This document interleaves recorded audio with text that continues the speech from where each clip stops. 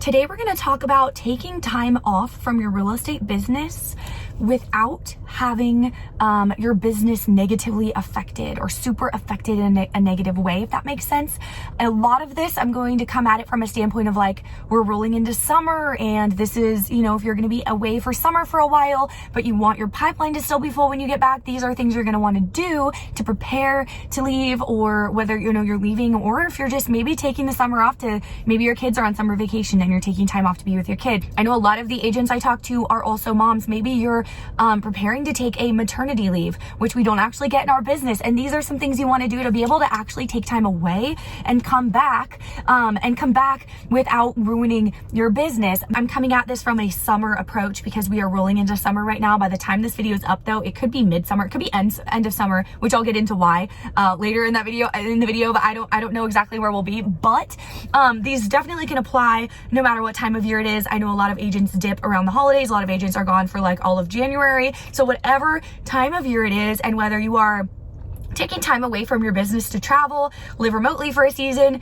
to have a baby and take a good amount of time off, or just because you want to be able to do this and take a break, or whatever the heck the reason is, this will apply to you, and these are things you're going to want to know.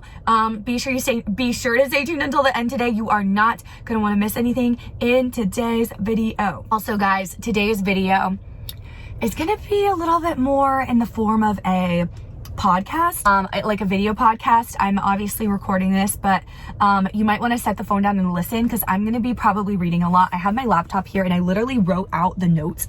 I don't usually do this. Usually I like wing my videos and just comes just from my brain. But today I actually wrote out like everything I wanted to say. So there's going to be probably quite a bit of reading. So you might want to just like set the phone down and listen like a podcast, or head over to our Spotify. This is now on Spotify as a podcast, so I will put a link to that in the description. You can find this over there and listen in that way as well, because that might be more convenient for what you're doing. All right, guys, let's get into this novel we have to read to you today. Okay, my first tip is preparation is key. If your summer plans look anything like mine do, you've got a lot going on that is not real estate related, but you want to be fully present and enjoy all these moments that aren't real estate related without totally dropping the ball on your business. I know if I stop doing what I'm doing to get business, like all summer or for, you know, months at a time, even if I'm taking time away from my business during that time, if that makes sense, and I'm not actively working with buyers and sellers, when I'm ready to come back full speed in my business come fall time, my pipeline will be dwindling. So here are a few things that I'm doing to allow myself that sweet, relaxing time away while still getting to keep the pipeline flowing.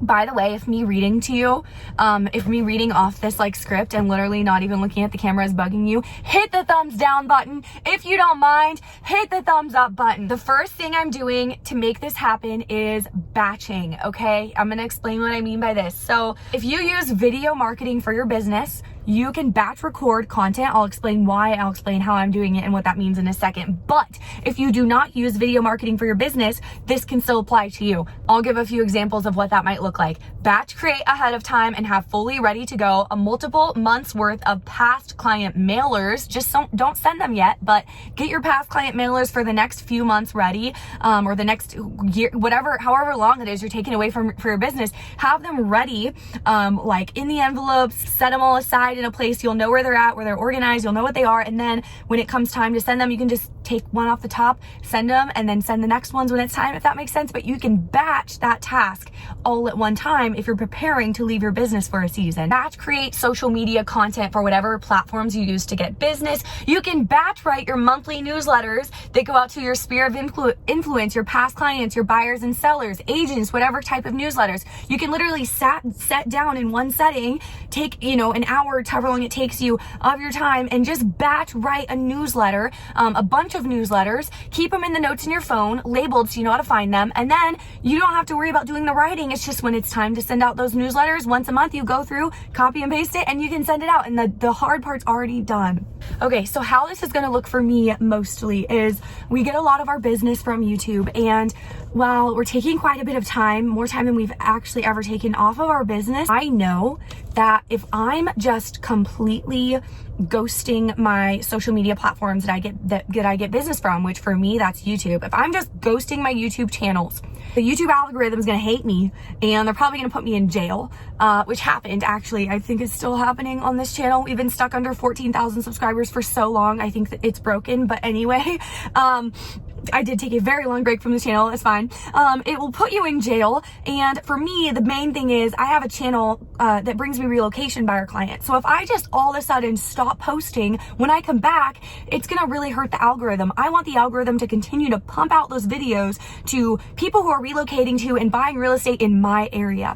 So I don't want to just ghost. I want to keep posting consistently. I want to keep pipeline for my business, because if I don't have that pipeline, then I'm going to get back and it's going to be a completely empty pipeline. So I need to continue to do the things that bring me business. And a big reason why it's important to batch film for like what I'm doing, at least for my relocation channel, for example, is because say I'm away for 4 months or so, all of those, a lot of these clients that are coming to me that are moving to my area, a lot of them reach out and they're like ready to buy now, but a lot of them reach out, they won't be ready to buy for 4 or 5 months anyway. So it's like I put out the video now or next month, and then when I'm ready to get back into my business, the people will be ready to buy, if that makes sense. So it's really important to continue doing whatever it is that you're doing. And that's why video is really great for your business, because if you're relying on cold calling, for example, you can't schedule your cold calls. You have to just do them. But with this, I'm able to batch record, which I'm spending the next couple weeks.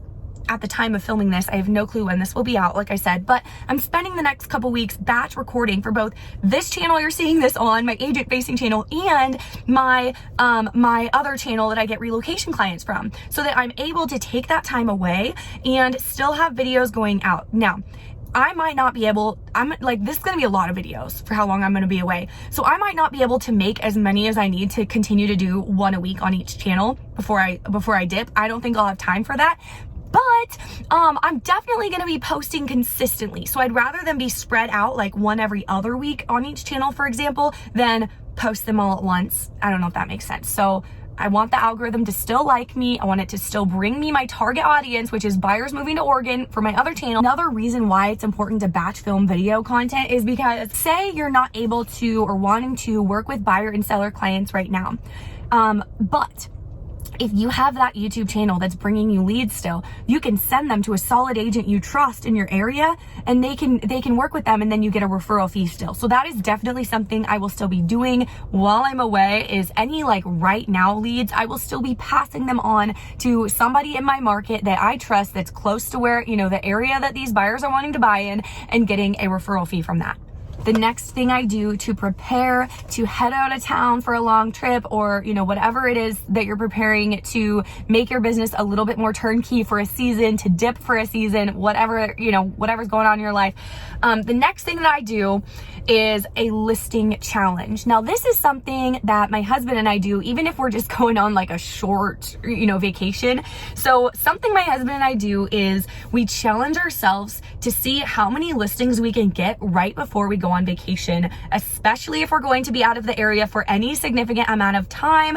We try to exceed what we'd normally do as far as listings go, and get more listings contracts signed that month before we leave than we would usually have in, you know, a few months at a time, if that makes sense. Once the listing is officially on the market, you can pretty much handle everything remotely from there on, with a few exceptions, of course, but usually we're able to do this with no problem. We will still communicate with our sellers, of course, and be consistently checking in on them while we're gone, just like we would be if we were home. But for the most part, listings are definitely something you can handle well out of the office once they're on the market. Wrap up any buyer clients that we have. Okay, let me read to you guys what I have here. This is the next thing we do before leaving town. If we know we'll be gone for a significant amount of time, the month or two prior to leaving is when we do the most amount of pretty aggressive follow-up with our buyer clients.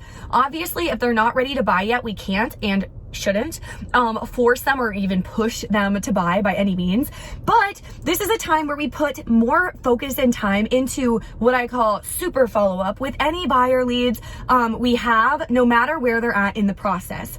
One thing that helps us do this is our amazing CRM system, Lofty. If you're unfamiliar, I have multiple videos on my channel talking about Lofty, so go find them, check them out. I believe they're in my playlist called Real Brokerage Explained, because it is a CRM system we have access to at an insane discounted price with Real Broker. However, you can have access to Lofty if you wanted to buy it, even if you're not with Real Broker. So go check those out.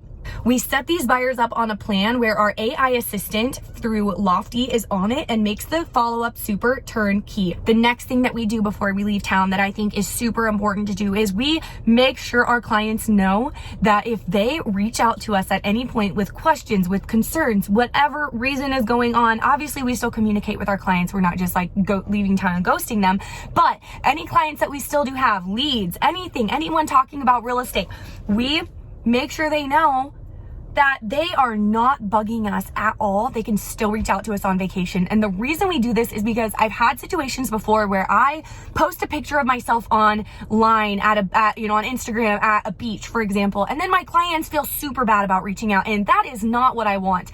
I choose to be in this profession. I love what I do. It is not bothersome to me at all. Obviously, there's certain vacations you take where maybe you're gone for a week and you turn your phone off all week, or at least try to, because sometimes we know how that is. But if we're leaving for an extended period of time, we know that it's not realistic to just dip, and we don't want to just dip. So we definitely make sure our clients know, hey, we might be out of town, but contact us, please. Leads, people who are thinking about buying a house, selling a house, whatever, still reach out to us. And I do need to add, this applies to any agents that we communicate with as well. We sponsor agents into our company. It's something that we really enjoy doing, we love. And any of those agents who we, it's our job, I believe, to be there for them, answer their questions when they have them, help in whatever way we can when things come up. We are never, ever bothered, even if we are on vacation, out of the area, off work, whatever, we are never bothered by you guys reaching out with questions. So if you're an agent, whether you're with us at Real or not, please don't hesitate to reach out. We are absolutely not bothered by you, even if it looks like we're chilling on a beach or whatever. Do not hesitate to reach out. We want to help you. We want to hear from you. Okay, that's what works for me. I know everyone runs their business differently and handles being out of the area differently, but these are a few things that I will be doing to help my business stay afloat, even if taking an extended amount of time away, like an entire business quarter plus away from my business. So while we're away, while we're, out of the area, what are the things that we're still doing? What are some of the things that we're still doing? Because obviously we can't be here showing houses to people in Oregon, but what can we do for our business? And we can still be getting clients from our marketing content that we batch recorded ahead of time, and occasionally making, if something comes up and we get inspired, we can still make it and put it out there too while we're gone. That's not a big deal. I just want to be prepared, so I'm not stressing about it, if that makes sense, and it's done. But we will still be taking those clients that we get from that marketing and giving them to solid agents who we know will do a great job for them. We will still be taking calls, setting up Zoom calls with agents who are considering moving to Real, and we'll still be helping any agents that reach out to us that, any of the agents that have joined us at Real. We're still here to hop on Zoom calls with you if you want. I will still hopefully be running a mastermind while away with other real estate agents, sharing about our businesses. We will still be servicing any current listings we have that, we listed before we left. We will still be answering questions from buyers and sellers that reach out to us online. So yeah, that's basically it.